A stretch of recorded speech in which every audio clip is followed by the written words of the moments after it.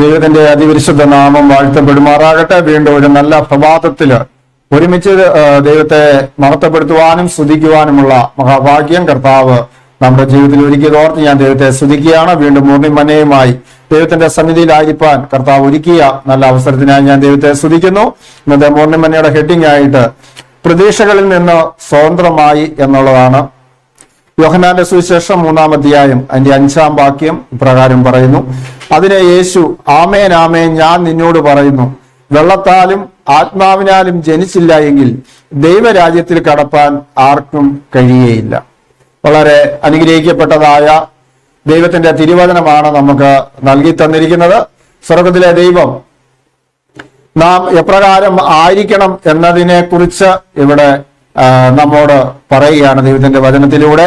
ആമേൻ ആമേൻ ഞാൻ നിന്നോട് പറയുന്നു, വെള്ളത്താലും ആത്മാവിനാലും ജനിച്ചില്ല എങ്കിൽ ദൈവരാജ്യത്തിൽ കടപ്പാൻ ആർക്കും കഴിയുകയില്ല. അപ്പോൾ തീർച്ചയായിട്ടും ഒരു വീണ്ടും ജനനം നമ്മുടെ ജീവിതത്തിൽ ആവശ്യമാണ് എന്ന് തിരുവചനം പരിശോധിക്കുമ്പോൾ നമുക്ക് കാണുവാനായിട്ട് സാധിക്കുന്നുണ്ട്. അപ്പോൾ ഒരുവൻ ക്രിസ്തുവിനായാൽ അവൻ പുതിയ സൃഷ്ടിയാകുന്നു എന്ന് നമുക്ക് കാണുവാനായിട്ട്. അപ്പോൾ ആ പുതിയ സൃഷ്ടിയാകുന്നതിന് വേണ്ടി അവന്റെ ജീവിതത്തിൽ അവൻ വെള്ളത്താലും ആത്മാവിനാലും അവൻ വീണ്ടും ജനിക്കണം എന്ന ദൈവത്തിന്റെ തിരുവചനം നമ്മോട് പറയുകയാണ്. അപ്പോൾ ഒരുവൻ എങ്ങനെയാണ് അവന്റെ ജീവിതത്തിൽ അവന് വീണ്ടും ജനിക്കുവാനായിട്ട് സാധിക്കുന്നത്?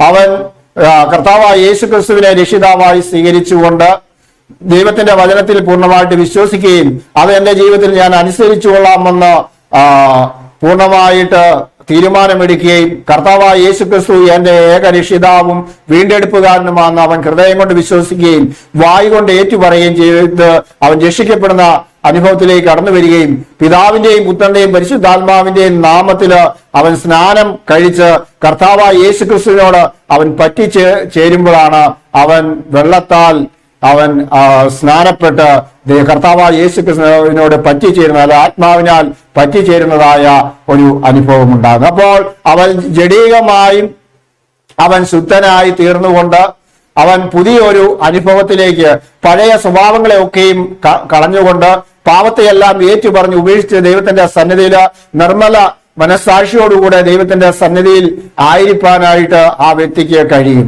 അങ്ങനെ ദൈവത്തോട് പറ്റിച്ചേർന്ന് ദൈവം പറഞ്ഞതായ കൽപ്പനകൾക്കനുസരിച്ച് കർത്താവായ യേശു ക്രിസ്തു എന്താണോ ഈ ലോകത്തിൽ കടന്നു വന്നപ്പോൾ നമുക്ക് മാതൃകയായി കാണിച്ചു തന്നത്, അവൻ യോഹന്നാന്റെ കൈക്കീഴില് സ്നാനപ്പെട്ട് നമുക്ക് മാതൃകയാക്കി തന്നു. അവൻ പാപം ചെയ്യാത്തവനായിരുന്നു.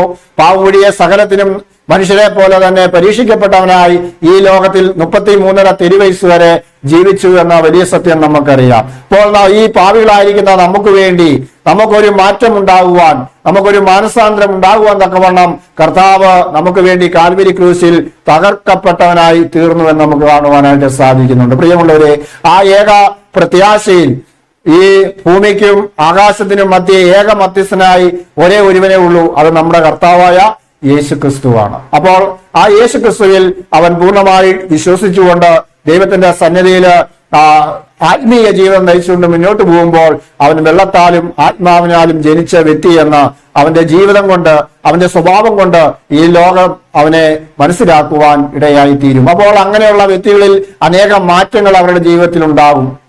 അവർ അവരുടെ ജീവിതത്തിൽ ചില ക്രമീകരണങ്ങൾ വരുത്തും. പണ്ടുള്ളതിന് വ്യത്യസ്തമായ രീതിയിലായിരിക്കാം ഒരുപക്ഷെ ആ വ്യക്തി വസ്ത്രം ധരിക്കുന്നത്. പണ്ടുള്ള പല കാര്യങ്ങൾ, ആഭരണങ്ങള്, മറ്റ് അലങ്കാര വസ്ത്രങ്ങളൊക്കെയും മുഖത്ത് പേസ്റ്റൊക്കെ ഇടുന്നതായ രീതികളായി ഒരുപക്ഷെ സ്ത്രീകളായിരിക്കാം. അവരതെല്ലാം ഉപേക്ഷിച്ച് കർത്താവിന് വേണ്ടി ദൈവം തന്നതായ സൗന്ദര്യത്തിൽ സന്തോഷിക്കുവാനും അപ്രകാരം ജീവിക്കുന്നതായ സ്വഭാവങ്ങളെ അവർ ജഡീകമായി മാറുന്ന ഒരു വ്യക്തിയായി അവരുടെ സ്വഭാവത്തിൽ വലിയ മാറ്റമുണ്ടാകുന്നു. അങ്ങനെ അവൻ അവരുടെ ഇതിൽ നിന്നും സ്വതന്ത്രമായി അവർ പ്രതീക്ഷകൾക്ക് അപ്പുറമായി ദൈവത്തിൽ ആശ്രയം വെച്ചുകൊണ്ട് സകലത്തിലും കർത്താവായ യേശു ക്രിസ്തുവിൽ രസിച്ചുകൊണ്ട് ജീവിക്കുന്നതായ ഒരു നല്ല അനുഭവത്തെയാണ് ഒരുവൻ ക്രിസ്തുവിലേക്ക് കടന്നു വന്നു കഴിയുമ്പോൾ അവന്റെ ജീവിതത്തിൽ വലിയ മാറ്റങ്ങൾ ഉണ്ടാകുവാനിടയായി തീരും. അപ്പോൾ അനേകർക്ക് വേണ്ടി പ്രാർത്ഥിക്കുവാൻ, അനേകരോട് ക്ഷമിക്കുവാൻ, മനഃപൂർവ്വമായി ക്ഷമിച്ചുകൊണ്ട് അവരോട് ക്രിസ്തുവിന്റെ സ്നേഹത്തിൽ ഇടപെടുവാനും ക്രിസ്തുവിന്റെ സ്നേഹം മറ്റുള്ളവരിലെ ലോകത്തിലേക്ക് എത്തിച്ചു കൊടുക്കുവാൻ തക്കവണ്ണം സുവിശേഷീകരണം നടത്തുവാൻ, അതിനുവേണ്ടി സമയം ചെലവഴിക്കുവാൻ, തന്റെ സമ്പത്ത് കർത്താവിന്റെ വേലയ്ക്ക് വേണ്ടി കൊടുക്കുവാന് അങ്ങനെ എല്ലാ വിധത്തിലും തന്റെ സമയം ദശാംശം ഒക്കെയും കൃത്യമായി കൊടുത്തുകൊണ്ട് ദൈവത്തിന്റെ സന്നിധിയിൽ ദൈവത്തിന്റെ കൽപ്പന പ്രകാരം ജീവിക്കുന്നതായ ഒരു നല്ല അനുഭവത്തെയാണ് ഒരു വ്യക്തിയുടെ ജീവിതത്തിൽ അവൻ വെള്ളത്താലും ആത്മാവിനാലും ജനിച്ചു കഴിയുമ്പോൾ അവൻ പുതിയ സൃഷ്ടി. അങ്ങനെ ഒരുവൻ ക്രിസ്തുവിലായാൽ പുതിയ സൃഷ്ടിയുടെ അനുഭവം. അപ്പോൾ പഴയതെല്ലാം കഴിഞ്ഞുപോയി പുതിയതിനെ മുന്നിൽ കണ്ടുകൊണ്ട് കർത്താവ് നമുക്ക് വേണ്ടി ഒരുക്കിയിട്ടുള്ളതായ ആ പുതിയ ആകാശത്തിലും പുതിയ ഭൂമിയിലും കടന്നു ചെല്ലാമെന്നുള്ള ആ ശുഭപ്രതീക്ഷയില് നമുക്ക് ഈ ലോകത്തിൽ ലഭിച്ചിരിക്കുന്നതായ അല്പസമയം കർത്താവിന് വേണ്ടി സമയവും നമ്മുടെ കഷ്ടപ്പാടുകളും നമ്മുടെ സമ്പത്തും അതിനെല്ലാം വേണ്ടി ഉപയോഗിച്ചുകൊണ്ട് കർത്താവിന്റെ നാമത്തെ ഉയർത്തുവാൻ തക്കവണ്ണം ഓരോ പ്രിയപ്പെട്ടവരും ഓരോ പുതിയ സൃഷ്ടിയും തീരുമാനമെടുത്തുകൊണ്ട് ജീവിക്കുന്നതായി നമുക്ക് കാണുവാൻ സാധിക്കുന്നുണ്ട്. അപ്പോൾ പ്രതികൂലമായ കാറ്റുകൾ അവരുടെ നേരെ ആഞ്ഞടിക്കാം, രോഗങ്ങൾ കടന്നു വരാം, അതുപോലെ വളരെ പ്രതിസന്ധികൾ നേരാം, പഴി ദൂഷി നിന്ന ഞെരുക്കം ഇതൊക്കെയും കടന്നു വരാം. അവിടെയൊക്കെയും കർത്താവിന് വേണ്ടിയാണ് ഞാൻ ഇത് സഹിക്കുന്നെന്നുള്ള ആ പ്രത്യാശയോടുകൂടെ അവർ ആയിരിക്കുകയും കർത്താവിന്റെ മഹത്വ പ്രതീക്ഷ രണ്ടാമത്തെ വരവിന് വേണ്ടി അവർ തനിക്കായി കാത്തിരിക്കുന്നവർക്ക് വേണ്ടി കർത്താവായ യേശുക്രിസ്തു വീണ്ടും കടന്നു വരും. അപ്പോൾ നമ്മൾ കാത്തിരിക്കുന്നവരുടെ ഗണത്തിലായിരിക്കുന്നത് കൊണ്ട് നാം പുതിയ സൃഷ്ടിയുടെ അനുഭവത്തിൽ ജീവിച്ചെങ്കിൽ മാത്രമേ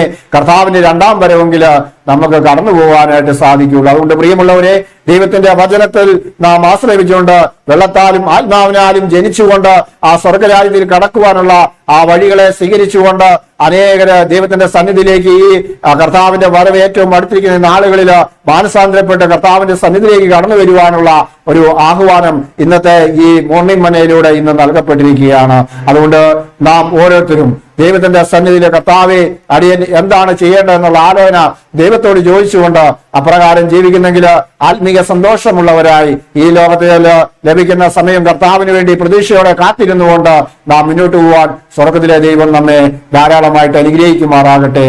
ആമേൻ. ഇന്ന് ജന്മദിനമായിരിക്കുന്ന ഐറിൻ ഐവി ജെയിംസിനെ ദൈവകരങ്ങളിലേക്ക് സമർപ്പിച്ച് പ്രാർത്ഥിക്കാം.